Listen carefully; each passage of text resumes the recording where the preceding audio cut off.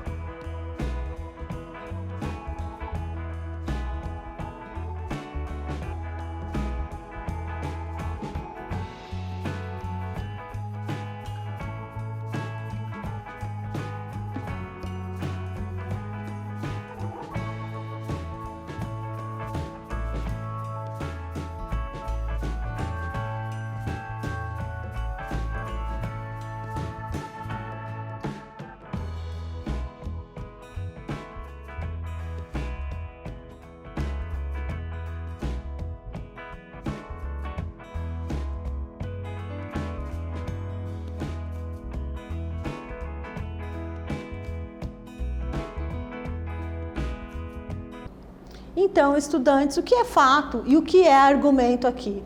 Vamos lá? Por mais que isso pareça óbvio, vale a pena repetir, toda língua muda com o tempo. Então, é um fato que a língua, sim, ela pode mudar.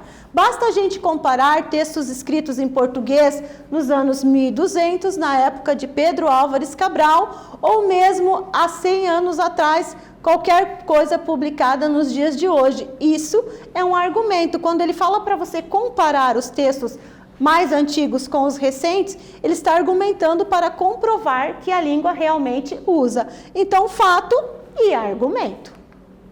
Terceira atividade. De acordo com a resposta anterior, como podemos conceituar o que é fato e o que é argumento? Então, o que será que é fato? Qual é a diferença de fato e argumento? Pensa um pouquinho que eu volto já já comentando essas questões com você.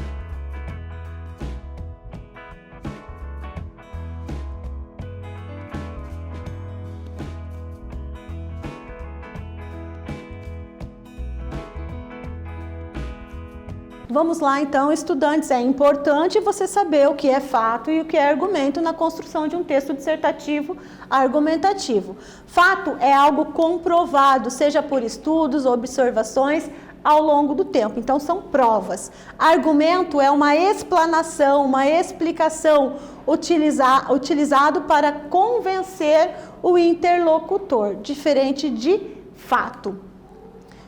Vamos lá no exemplo de texto. Em 1948, Orwell já alertava sobre o controle e manipulação do ser humano por meio da tecnologia.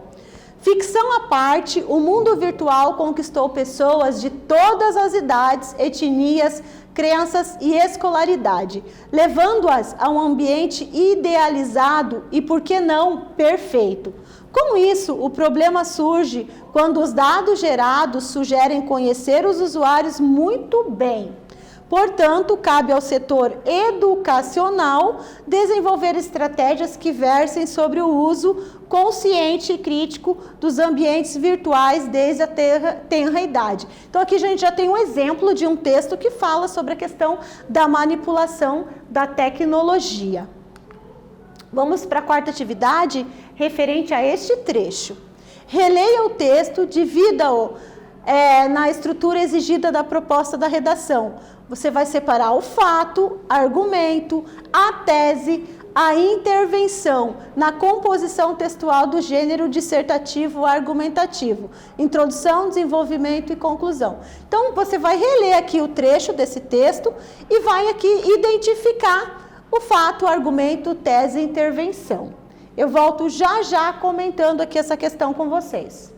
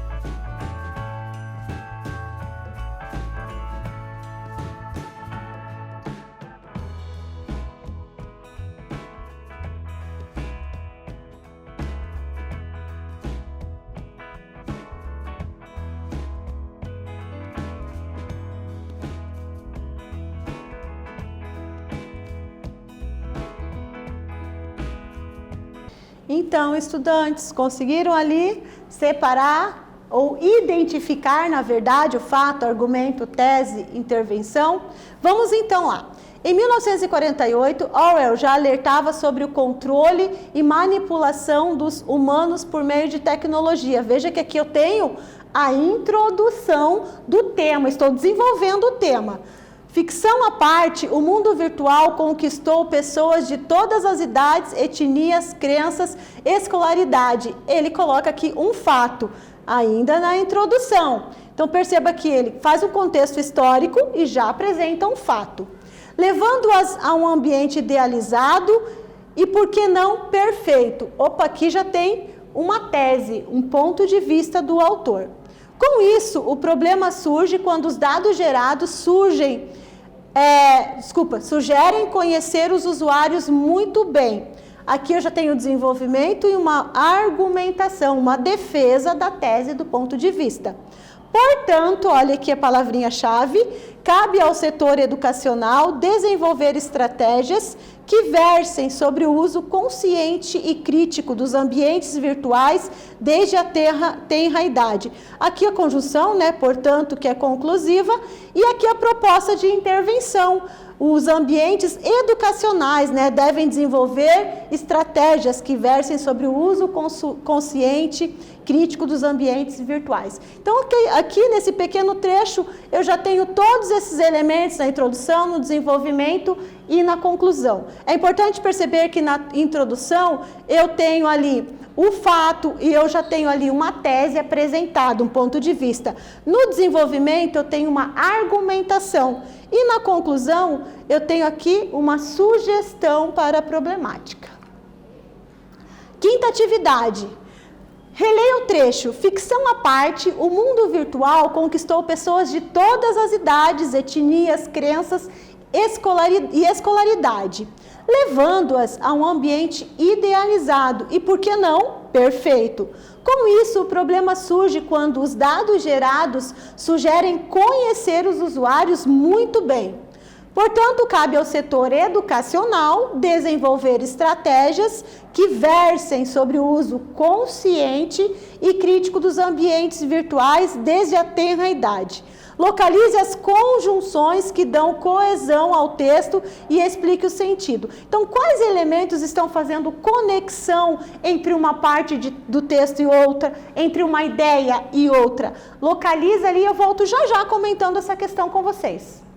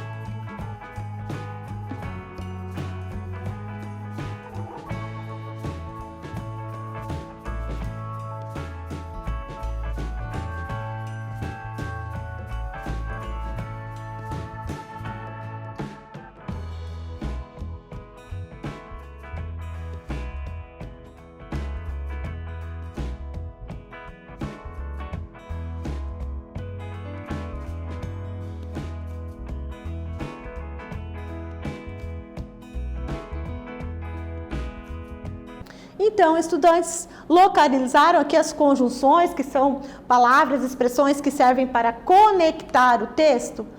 Então, lá, com isso, ficção à parte, o mundo virtual conquistou pessoas de todas as idades, etnias, crenças, escolaridade, levando-as a um ambiente idealizado e, por que não, perfeito. Com isso, sentido de consequência. O problema surge quando os dados gerados sugerem conhecer os usuários muito bem. Portanto, ali o sentido de conclusão de ideia, terminando a ideia, finalizando, cabe ao setor educacional, já inserindo aqui uma sugestão, desenvolver estratégias que versem sobre o uso consciente e crítico dos ambientes virtuais desde a tenra idade. Então, eu tenho com isso, que é uma expressão que sugere uma consequência e, portanto, é uma conclusão do texto, são duas conjunções. Então, as conjunções são palavras que utilizamos para unir termos e orações. Com relação às orações, as conjunções podem ser coordenativas ou subordinativas, e cada uma delas produzem sentido pré-estabelecido pelo locutor, como nós vimos aqui, ó. Com isso, sentido de consequência, portanto, quando eu quero concluir uma conclusão de texto. Continuando, o interlocutor fica encarregado de interpretar o sentido produzido pela conjunção dentro de um contexto em que foi colocado. Então, cabe a nós, leitores, compreendermos qual é o sentido daquela conjunção no texto. Vamos para a sexta atividade.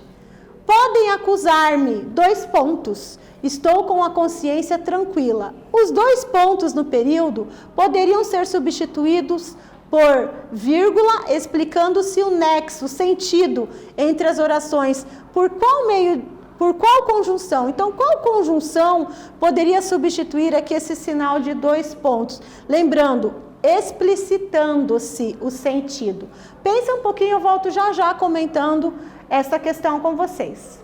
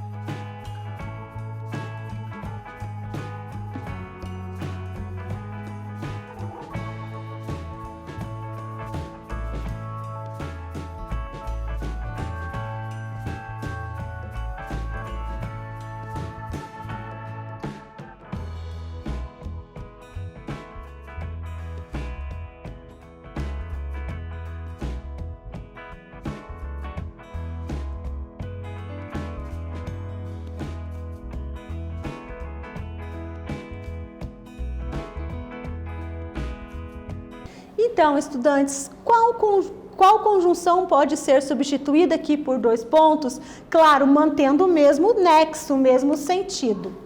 Podem acusar-me, pois ou porque estou com a consciência limpa. Então, tem o sentido explicativo. Os dois pontos do período poderiam ser substituídos por vírgula, explicitando-se o nexo entre as duas orações, ou pela conjunção, pois, que tem o sentido de explicação. Então, aqui, destacando que as conjunções têm um papel importante na construção de sentido dos textos. E o que aprendemos? A construção de um texto dissertativo argumentativo precisa ser coerente e coesa. Para uma construção coesa que faça sentido, fazemos uso de conjunções e expressões que nos auxiliam na produção de sentidos. Os sentidos de uma oração podem ser alterados quando fazemos uso de uma conjunção que expressa uma ideia diferente daquela que pretendemos passar. Neste vídeo, nós falamos sobre o texto dissertativo argumentativo. Eu espero que vocês tenham gostado. Até breve!